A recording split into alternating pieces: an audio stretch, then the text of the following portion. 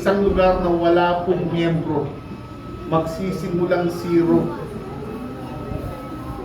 Na isa sa pinaka pangunahing ministry ng church planter, yung pupunta ka sa isang lugar, mag-mission ka, at kapag meron pong naging potential na nag-open ng kanilang bahay para sa gawain ng Panginoon, doon po nagsisimula.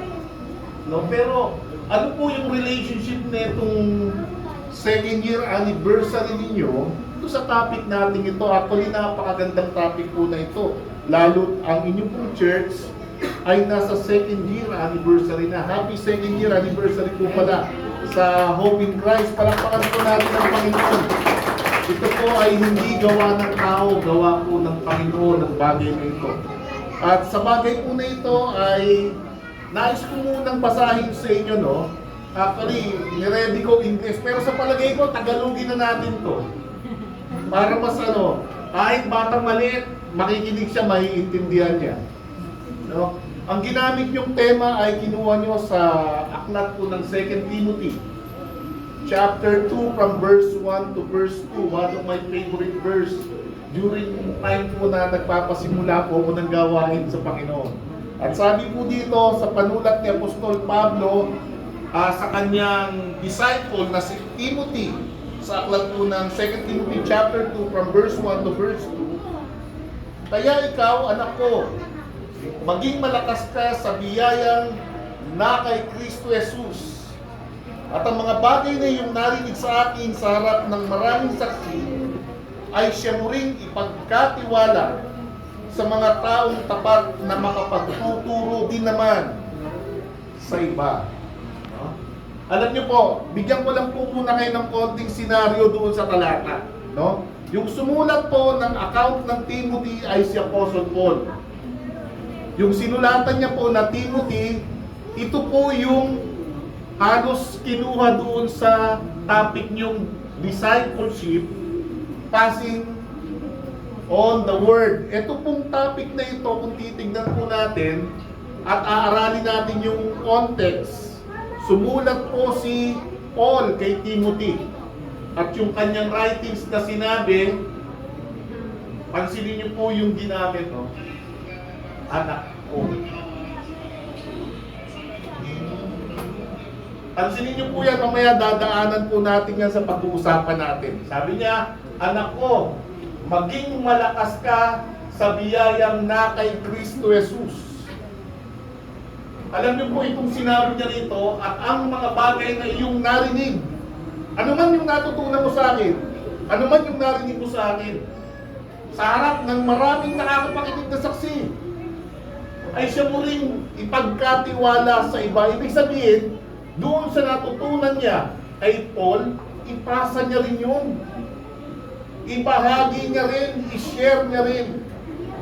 At yung mga taong pagkakatiwalaan niyang magbabahagi rin ng natutunan niya kay Paul, ay pwede rin makapagturo. Pasa doon sa mga potential at willing mag-serve na magturo din para sa kalwalatian ng Panginoon. Bago po tayo magpatuloy, pwede po munang pansamantala tayo mo. Tayo po ay mananalangin. Dakilat makapangyarihang Diyos, sa oras po ito kami po ay lumalapit sa inyong harapan. At sa hapon po ito kami po ay nagpapakumbaba at patuloy na humihingi po ng kapatawaran sa lahat po ng aming mga pagkakasala. Lord, linisin niyo po kami at patuloy, Panginoon, sa oras na ito, ang inyong dugo ang siyang magtakip at patuloy na maglinis ng aming mga sala sa oras na ito. Wine-welcome po namin ang presence niyo sa aming kalagitnaan. Kayo po ang siyang manguna, maging guro namin sa oras na ito. Gamitin niyo lamang ang inyong lingkod na tagapagsalita sa pagkakataon ito. And Lord, sa oras po ito, patuloy na ang mga salita niyo ang mag-nourish, magpalakas, at magpala sa bawat isa na makakapakinig nito. Patuloy, Panginoon, na ang ngalan mo lamang ang mabigyan ng kalwalatian sa mensahe po ito. Maraming salamat po muli. Sa inyo po ang lahat ng aming papuri at pasasalamat sa ngalan ni Jesus. Ang bawat isa po'y magsabi ng Amen. Okay. Balik tayo sa topic, discipleship. Parati kong naririnig dati ito nung kabataan ako eh. No? O, discipleship tayo, discipleship training. No? Umiikot kami sa ano yan eh, na 3, 4, 5, iba-ibang sistema ng ano. Hindi po tayo doon po-focus. Kasi kadalasan yun na po yung application. Pero ang aaralin po natin yung mas deeper doon. Kasi kadalasan po, tama yung proseso, tama yung ginawa. Pero yung pinaka main definition o yung meaning ng discipleship hindi malinaw doon sa involved. Kailangan maunawaan ito ng mga taong mapapabilang doon sa programang ito ng salita ng Panginoon. Ano ba yung definition ng discipleship? Pakiano nga natin, ayan. No?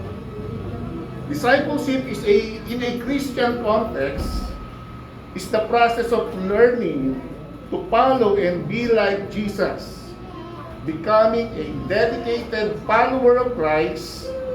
It involves not just intellectual understanding of His teachings, but also actively imitating His life and seeking to live according to His example. Discipleship also encompasses the act of making more disciples by sharing the teachings of Jesus and helping others grow in their faith. Ito pong binasa natin na ito, na definition, magbibigay po tayo ng 4 na breakdown kung saan mas bibigyan po natin ng emphasis kung ano yung mga bagay na tumutukoy po dito at kung ano yung sinasabi nito na kinakailangang i-apply ng bawat mapapabilang sa discipleship. Number 1, learning and following. No? Discipleship begins. Ito ang parati nating huwag kakalimutan. No? Nagsisimula po yan sa pagtanggap ng isang tao kay Jesus Christ as Lord and Savior. And then learning from Him through studying the Bible and prayer. Paano ba ito? Itong bagay na ito. Alam niyo po, kapag ito ang pinag-uusapan, lahat po ba ng tumanggap sa Panginoon? Lahat po ba ng tinatawag nating naging anak ng Diyos na saved ay nagiging disciple? Tandaan po natin, hiwalay po yung salvation at iba po yung discipleship. No? Hindi po lahat ng mga tumatanggap sa Panginoon at naliligtas ay nagiging part ng discipleship. At in reality, mas marami pa nga yung hindi eh. No, kaya nga tama yung ano eh, no? Maraming tinawag pero ilan lang yung pinili. Sa bagay na ito, kung atin pong aralin ang salita ng Diyos, sabi nga, isa sa kinakailangan i-consider dito sa learning and following, letter A, sige po, ano natin? Sa isang believer. Ano ba yung sabi rito? No? The believer is continually learning the teachings of Jesus Christ. No? Pag sinabing continually learning, hindi stagnant yung kanyang alam. No? Ang ibig sabihin, parang ganito po yan mga kapatid. Nakakita na po ba kayo ng bata na nagsisimulang lumalaki? Normally sa batang lumalaki, pag nagsasalita yan sa umpisa, ma, pa. Ganyan yan, di ba? Da. Ganyan mga salita lang yan. Sa susunod na panahon, meron na siyang mabibigkas na ibang salita. Ganon din yung pagpasok sa eskwela. Pag nag-aral na yan, sa umpisa, A, E, I, O, U. Ba, be, bi, bo. Sa susunod, magbabasa na siya ng normal na language. Unti-unti yung proseso. Hindi stagnant. Ang pagkatuto niya, sa umpisa, simpleng salita hanggang sa darating na time, ang salitang pag-aaralan niya na ay English, even mathematics. Ganon din po sa salita ng Panginoon. Hindi po nananatiling bago ang isang mananampalatayang tumanggap sa Panginoon. Wala naman po siguro kayong nakitang ipinanganak ng halimbawa, last 5 years ago, ipinanganak. Pagkatapos, after 5 years, ang hawak pa rin niya, malaking tsupon, malaking dede pa rin. Wala kayong makikita gano'n, umiinom na yun ng gatas, hindi na gano'n ang ginagawa nun. Ang ibig sabihin po, neto, kinakailangan po sa isang mananampalataya, yung proseso ng pagsunod niya sa Panginoon ay gumabase rin sa kanyang pagkatuto. No? At yung pagkatuto niya, matured. Alam niyo, nung narinig ko nga ito kay Brother Jess, natuwa ako eh. Kasi matagal na panahon na ito yung sinabi ko sa kanya, hindi niya maintindihan sa akin to kapag binabanggit ko to. Alam niyo po ang ibig sabihin ng salitang ito? Study to show thyself, no? 2 Timothy 2:15. Study to show thyself approved unto God, a workman that needeth not to be ashamed, rightly dividing the word of truth. Pag pinakinggan niyo po kasi para bang masyadong malalim na, masyadong mabigat, karning-karne. Pero kung maaralin niyo po, hindi po karning-karne ito. Parang tokwa pa rin po ito eh. Simple pa rin po ito kung yung nagbabasa at nag-aaral ay nag-grow din sa kanyang knowledge. Sabi pagsikapan mong umarap na subok sa Diyos, manggagawang walang anumang dapat ikaya na gumagamit ng wasto na salita ng Diyos. Ang ibig sabihin po niyan, hindi po siya nananatili sa John 3:16 lang yung alam niya. Share siya ng gospel, John 3:16 pa rin hanggang ngayon. Hindi man lang yata nabanggit yung Romans chapter 6 verse 23, ang kabayaran ng kasalanan ay kamatayan. Ang ibig ko sabihin, habang tumatagal, nadadagdagan po dapat yung pumapasok na kaalaman doon sa tao. At hindi lang po yun. Alam niyo po mga kapatid, napakalawak ng context nito. Isang pinaka nakakatakot po sa lahat sa panahon natin ngayon. Masakit itong maririnig nyo pero ang katotohanan ay ito. Maraming gumagamit po ng Biblia. Itinuturo ang Biblia at binabasa ang Biblia, pero ang pinaka nakakatakot sa lahat ay kung paano ginamit ang bersikulo na nakasulat sa Biblia. Napakahalaga ng konteksto sa bawat binabasa ng nagtuturo. Kung ang magtuturo ay hindi nakakaalam o hindi nauunawaan yung versikulong tinuturo niya, pwede niyang dalhin sa kapahamakan yung kanyang tinuturuan. Biro mo, nagdi-disciple siya, tapos yung tinuturo niyang versikulo, hindi yun ang mensaheng nais ituro, and then yun yung kanyang inimpos doon. To be a part ng discipleship, mamaya maintindihan niyo po ngayon, parang parang medyo float pa eh. Mamaya unti-unti natin, mauunawaan niyo po yung mga dadaanan natin na yan. So, in process po ng learning and following Christ, napakahalaga po talaga ng learning, ng teaching ng ating Panginoon. At parati nating pakakatandaan, Bible lang po ang authority ng faith ng isang Kristiyano. Amen po ba? Hindi po pwedeng isama rito yung kung ano-anong historical na wala namang basis. Maaaring gamitin natin yon for reference, pero hindi po yun ang trusted sa faith pagdating po sa pananampalataya kay Kristo. Tuloy po natin, no? Sabi po ng pangalawa, the believer is continually following Jesus Christ in what way? Ito yung kasunod doon, no?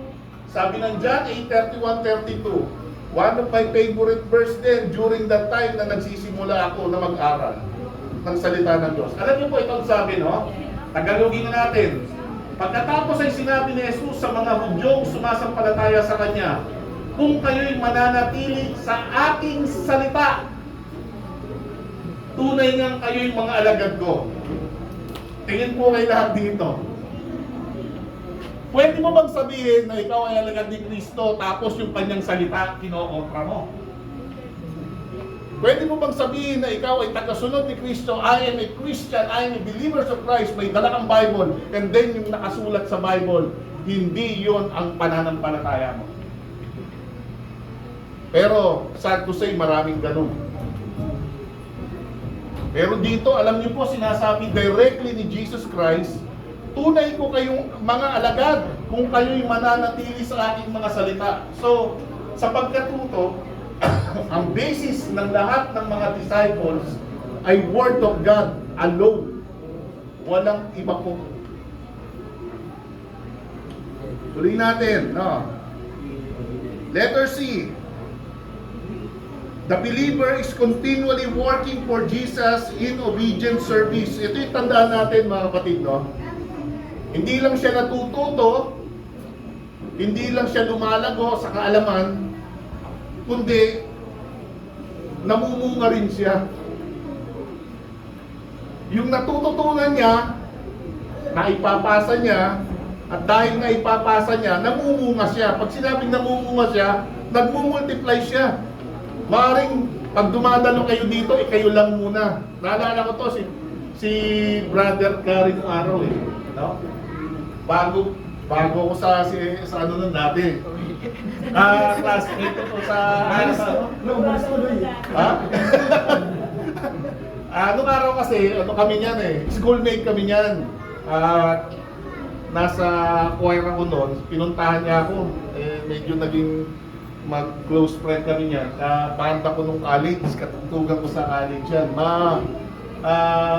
Mabarkada, maraming sabi nga sa kanya, alam mo,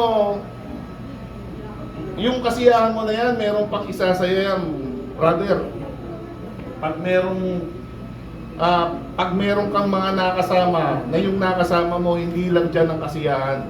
Sama ka sa akin, sabi ko. Dinala ko doon sa, sa Potrero. No? Ang ibig ko sabihin, ako lang muna yung uma-attend doon sa cell group, sa Bible study. Dahil natututo na ako, nakakaunawa na ako ng tungkol sa Panginoon, at yung tinanggap ko, naintindihan ko, na yun ay kaligtasan na ipinagkaloob sa akin ng Panginoon, at gusto ko, hindi lang ako yung meron nun. Siyempre dahil kaibigan ko siya, sinare ko sa kanya yun, tapos binitbit ko. Sa madaling salita, yung natututunan mo, na-i-apply mo through roots. Yung namumunga ka. Hindi lang yung puro head knowledge. Hindi lang yung nagsasalita ka, yung marami kang alam. Namumunga ka rin through service, through action. No? Normal lang naman po talaga yung testimony na sa atin, yung maging mabuting tao tayo. Part yan. Walang ano po dyan. Pero what I mean po, kasi discipleship ang pinag-uusapan natin eh. Ang ibig sabihin kasi niyan, nag-i-encourage ka ng tao na madala kay Kristo. At isa po sa work ng discipleship ay dalhin ang mga tao sa Panginoon. Hindi lang dapat natututo tayo, hindi lang dapat alam natin lahat yung aral ng salvation, aral ng pananampalataya kay Kristo, si Jesus Christ namatay para sa... Hindi lang dapat ganoon. Dapat yung bagay na nalaman natin na yun, ina-apply natin through sharing. Kaya nga sabi doon sa topic nyo, passing on the word, no? At tandaan po natin mga kapatid, sabi nga ganon, John 15:8, sa ganito'y lumulalhati ang aking Ama na kayo'y magsipagbunga ng marami at gayon kayo'y magiging aking mga alagad. So dito tatapusin natin yung yung learning and following. Number 2, dito na tayo pupunta. Imitation and transformation. No? Akala kasi ng marami, ay ano naman ako may faith na naman ako kay Jesus Christ. Saved na naman ako. Na para sa kanila, ano na yun, parang okay na. No? Kung titignan natin, pag pinag-aralan niyo po ang Bible, hindi po tatapos doon. Yun po ay panimula pa lang. Mahalaga pong maintindihan natin na ang salita ng Diyos ay nagtuturo na tayo po, no? Nais niya na maging kagaya ng ating Panginoon. Sabi nga, imitation and transformation, it involves striving to live more like Jesus. reflecting His character and values in daily life. Sabi po ng 1 Corinthians chapter 11 verse 1, imitate me just as I also imitate Christ. No, sabi nga ni Paul, tularan ninyo ako gaya ng pagtulad ko kay Kristo. Alam niyo, meron akong konting sasabihin sa inyo sa mga taga-Corinto. Alam niyo po itong Corinth na to, pag binasa niyo po yung na yan, yung account na yan, yan po yung church na maraming pasaway. Mga pasaway ang Christians yan sa Corinth. Pag binasa niyo yung context ng ng Corinth, makikita niyo kung paano sila ina-approach ni Paul. At isa sa approach ni Paul sa kanila, sa panulat niya, tularan ninyo ako gaya ng pagtulad ko kay Kristo. Marami po kasing karnal sa mga taga-Corinto. Kristiyano sila sa pananampalataya, pero yung pamumuhay nila unbeliever. Yan po yung ugali nila.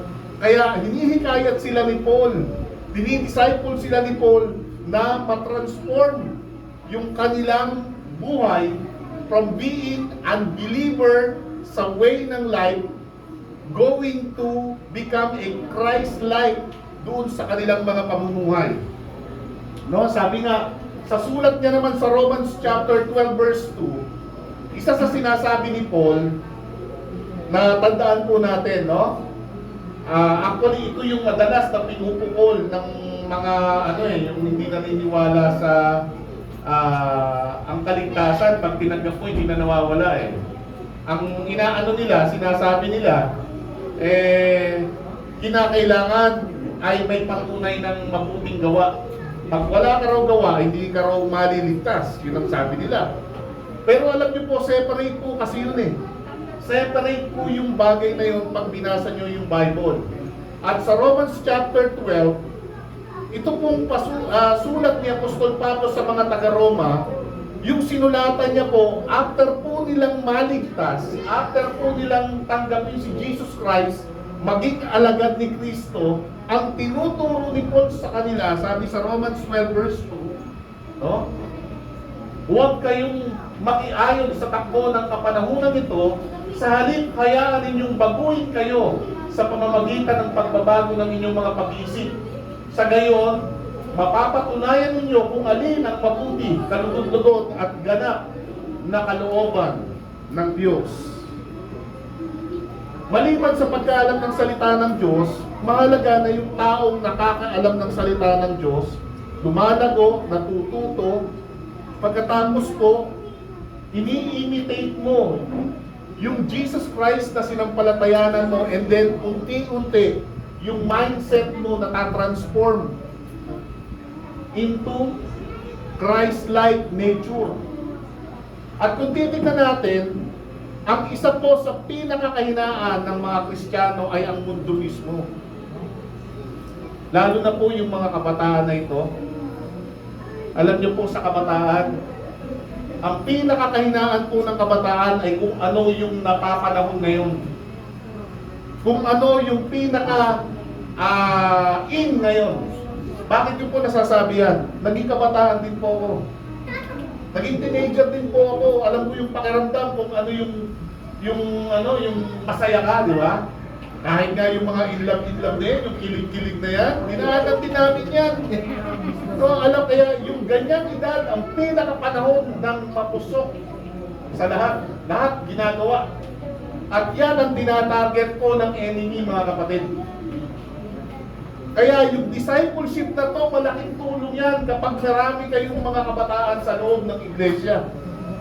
Ang discipleship ang isa sa magsasalba sa mga kabataan patungo doon sa paghahari ng Diyos sa kanilang buhay. Yung matatransform sila, mababago yung pag-iisip nila, hindi mga bagay ng mundo, hindi yung mga bagay na mga sa mundo, kung hindi yung mga bagay na pangukol sa Diyos. Sasabihin ko po sa inyo, ito po mga kapatid, naalala ko noon, may mga grupo noon, no, hindi ko nababanggitin yung pangalan ng church, grupo ng mga kabataan active silang naglilingkod sa Panginoon. Lahat sila naglilingkod sa Panginoon. Pero dahil nga meron sa part ng mga kabataan na ito na sabihin na natin mga weak na vessel sa loob, na kung saan ay may different group din ng mga friends, no? Mga iba rin silang kaibigan na nakakahiligang kasama, hati yung kanyang yung kanyang focus, yung attention niya. May mga bagay na pang Panginoon, may mga bagay na pang mundo. Ganun ang style. Natatawa si Jess kasi ganun kami nung araw. Bago rin po kasi kami mga nag-grow sa faith, naranasan din po namin kasi yung mga bagay na yon. Kaya, bold kong sinasabi ko sa inyo, hindi kasi ako pwedeng magkwento ng isang bagay na ako rin mismo hindi ko dinana.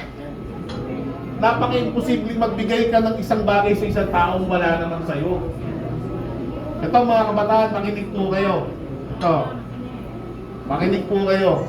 Alam nyo, yung nasa church na nga, ito, huwag po kayo ma-open dahil yung mga nasa church na nga, marami pang mga napupunta sa masamang bagay.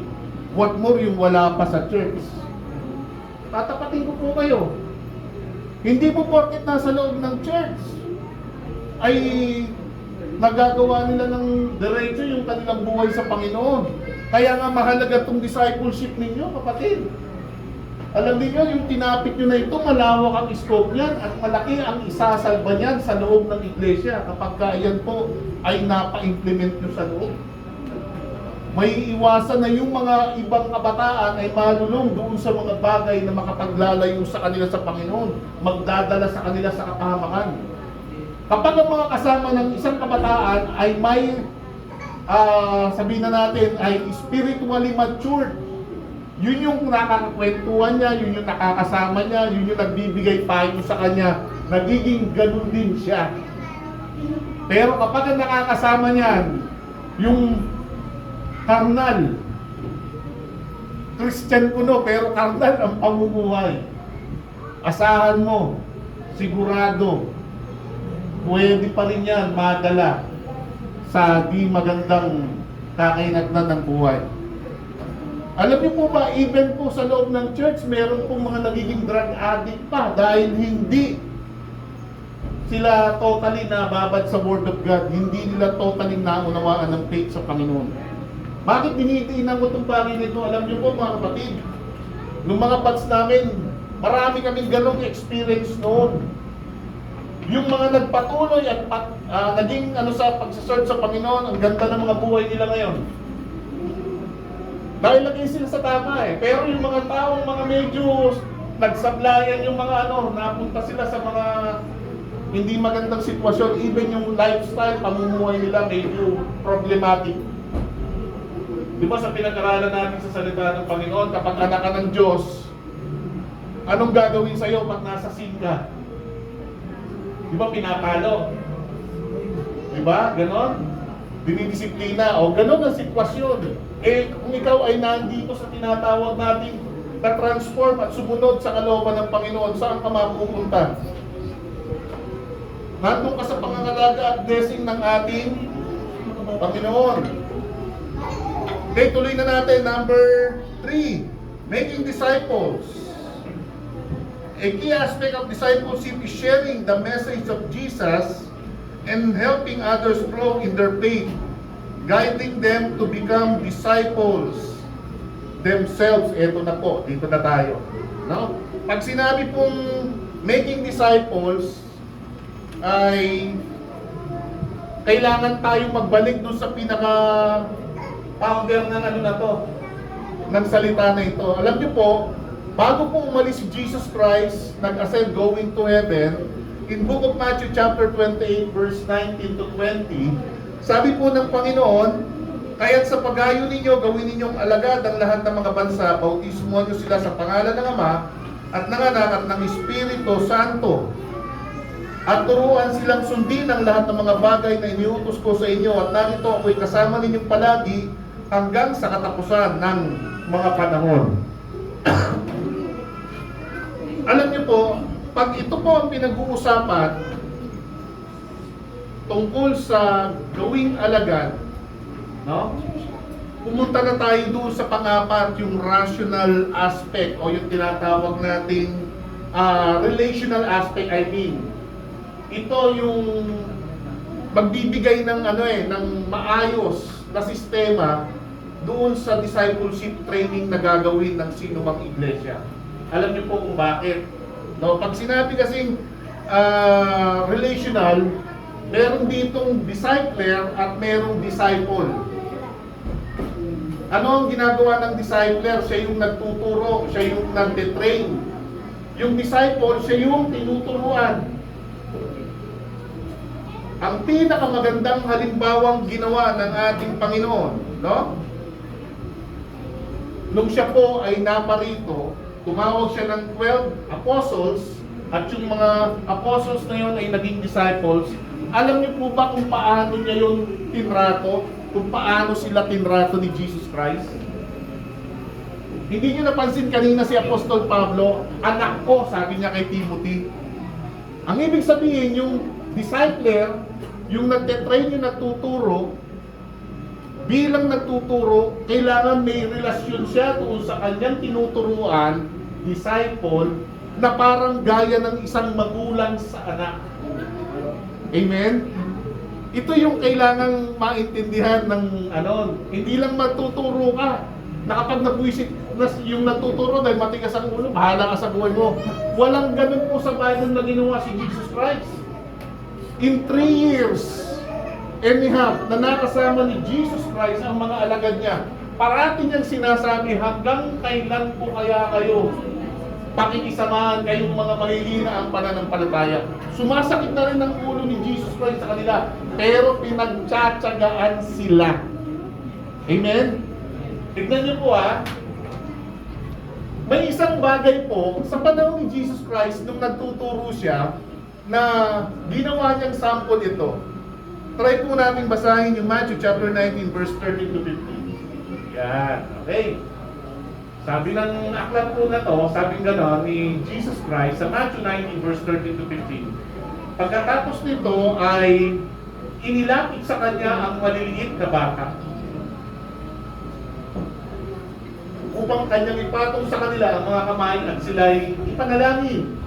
Ngunit sinuway ng mga alagad ng mga taong nagdala ng mga bata. Subalit sinabi ni Jesus, hayaan ninyong lumapit sa akin ang maliliit na bata at huwag ninyo silang pagbawalan, sapagkat sa mga katulad nila nakalaan ang kaharian ng langit. Pagkatapos niyang ipatong sa kanila ang kanyang mga kamay ay umalis na siya roon. Ano yung makikita natin dito, no? Yung attitude ng mga apostles niya, negative kagad, no? Biro mo yung mga magulang, nagdala ng mga anak kay Jesus Christ para i-bless yung mga anak nila, dahil yung mga alagad, ayaw nila na magulo, ayaw nila na maingay, inawat na kagad yung magulang. Ay, huwag nyo dito yung mga anak nyo, gugulo, ang ingay. May ganun ba kayong sistema rin, di ba? Sino dito yung magulang, ayaw isama sa church yung anak kasi magulo? Kaya si Jesus Christ, inaano niya na paatinin niyo yung mga anak niyo. Ganon din po yung dinidisciple kasi yan po parang bata po yan sa Panginoon. No? Makikita niyo po, sabing ganon sa sinabi ni Jesus, hayaan ninyong lumapit sa akin ng maliliit na bata at huwag ninyo silang pagbawalan sapagkat sa mga katulad nila nakalaan ang kaharian ng langit. Yung disciple po, ang isa po sa sinasabing kategorya ng disciple ay gaya ng bata. At bilang isang bata, ito'y dependent doon sa kanyang discipler. No? Dependent yan sa discipler, kaya malaking pananagutan ng discipler sa disciple. Kung hindi niya mapapangalagaan ng wasto ito, no? Nagkaroon lang ng konting error, mali yung tinuspatya na, hindi ganon. Ini-encourage mo pa rin yung, patuloy mo pa rin yung inaalagaan.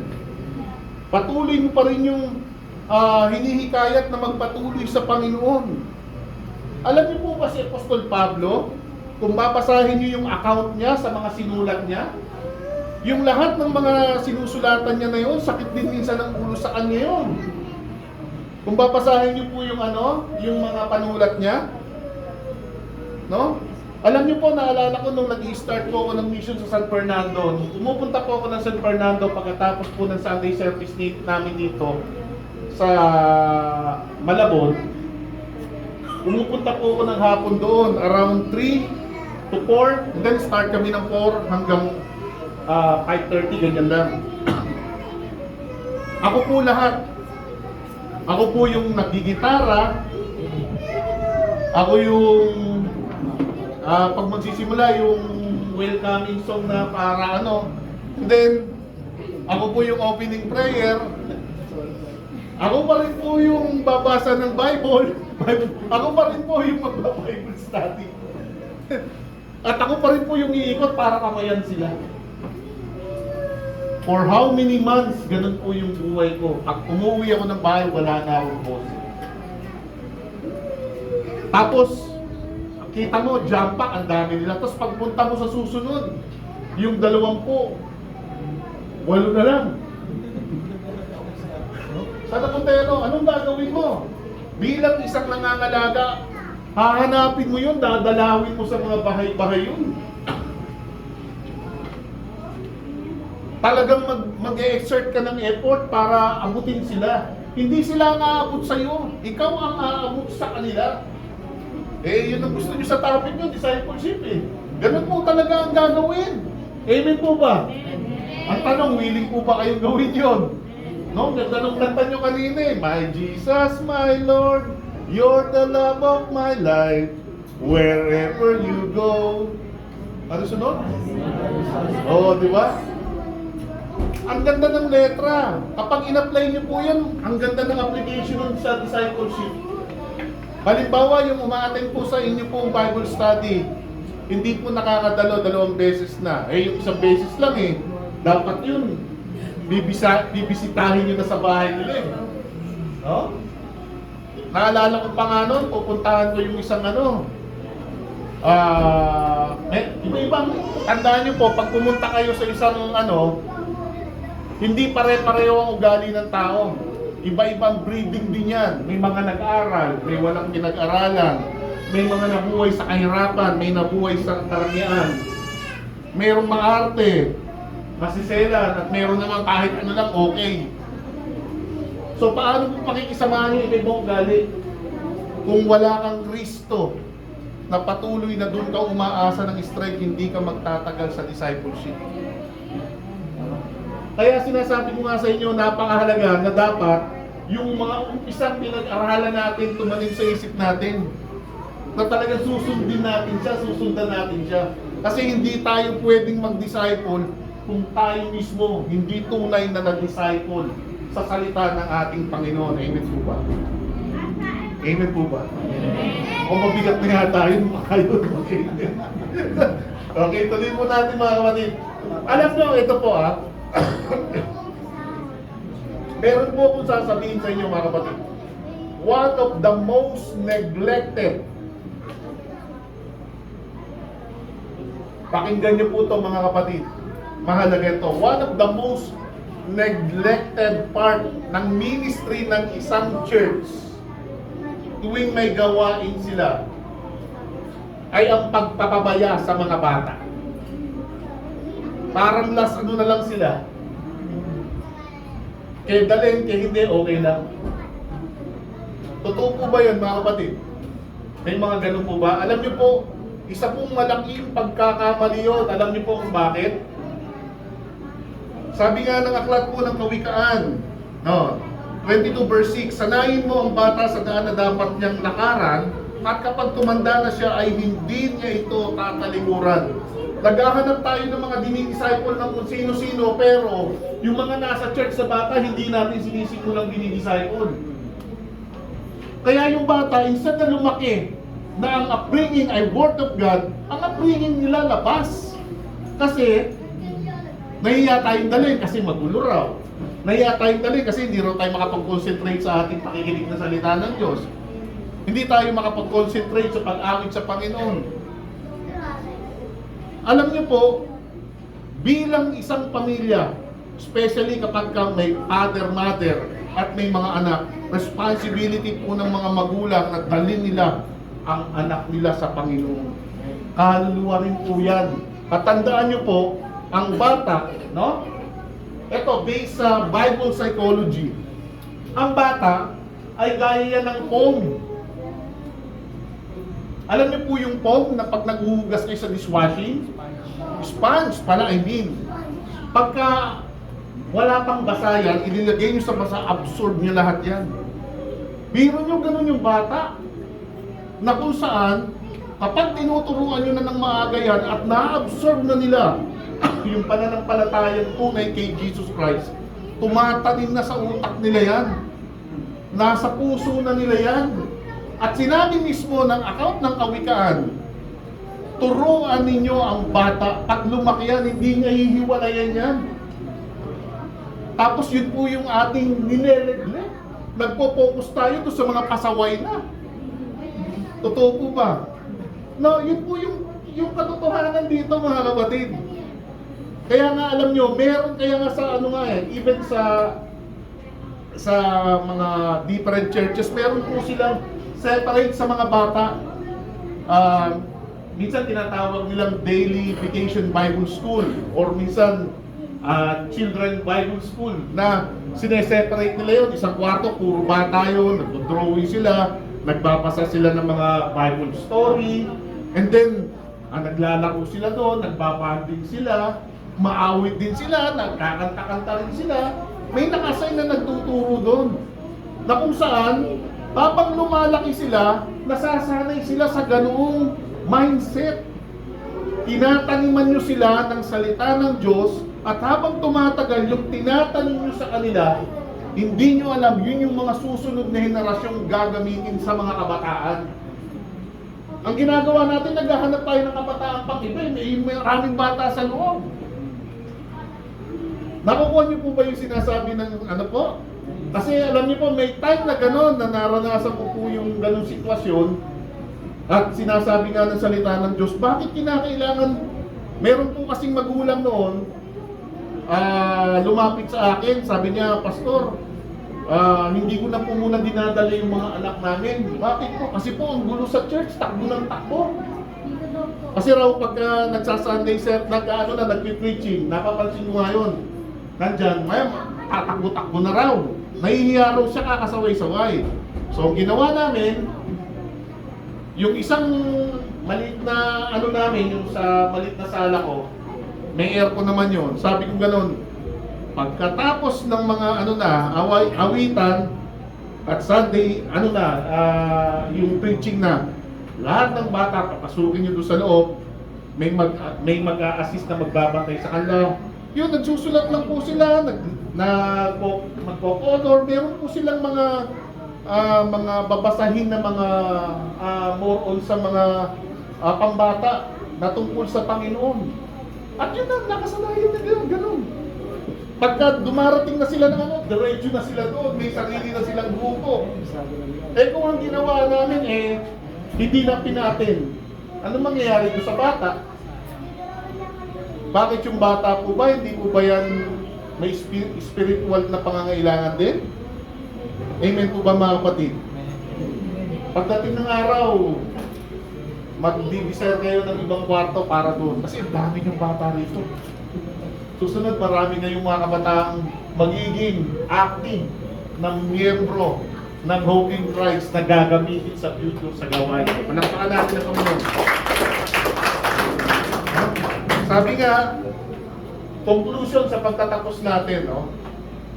Medyo kasi, sabi nga, meaty yung ano, karning-karne, yung tinapik natin. And hopefully, kahit paano, nakuha nyo po yung step by step na mga binanggit natin. In conclusion, sabi nga doon sa topic natin, discipleship, passing on the word.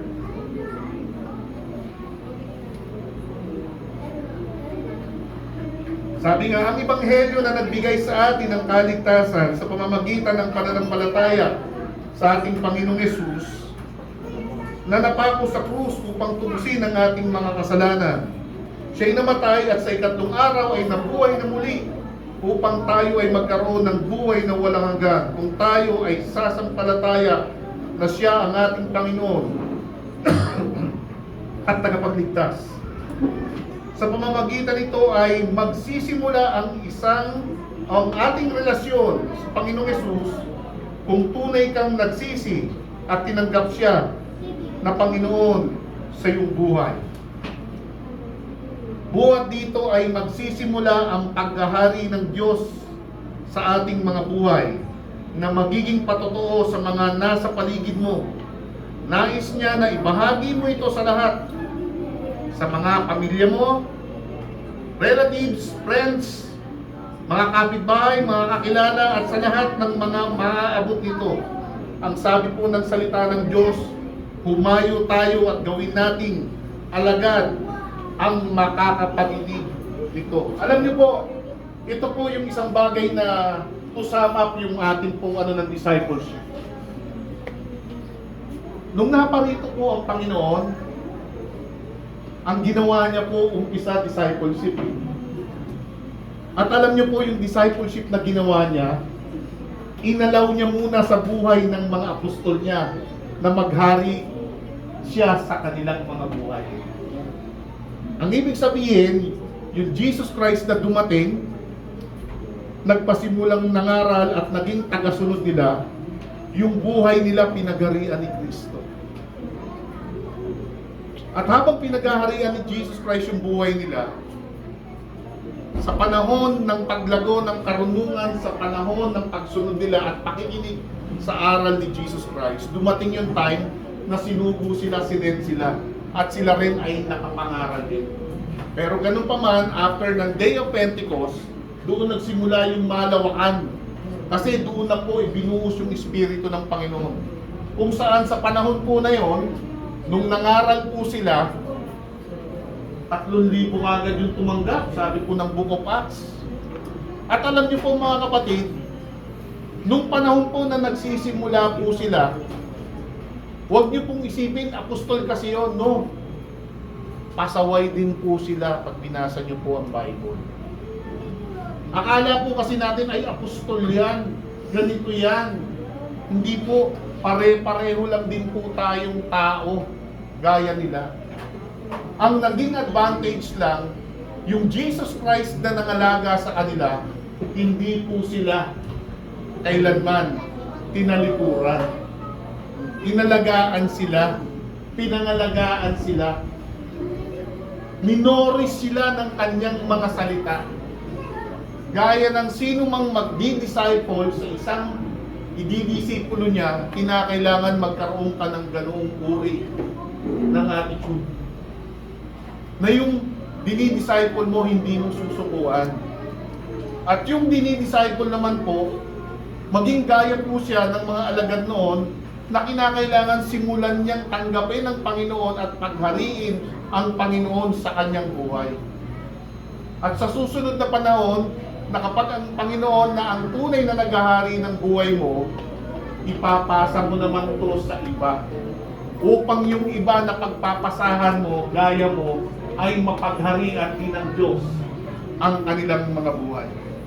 At yun po yung Great Commission na ibinigay ng ating Panginoon bago siya umalis sa mundong ito. Go ye and preach the gospel of all nations, make them a disciple, baptize them in the name of the Father, the Son, and the Holy Ghost. Teach them to observe all things I have commanded you, and I am with you always, unto the end of the age. Alam niyo po mga kapatid, hindi lang po kayo tinawag ng Panginoon para iligtas niya.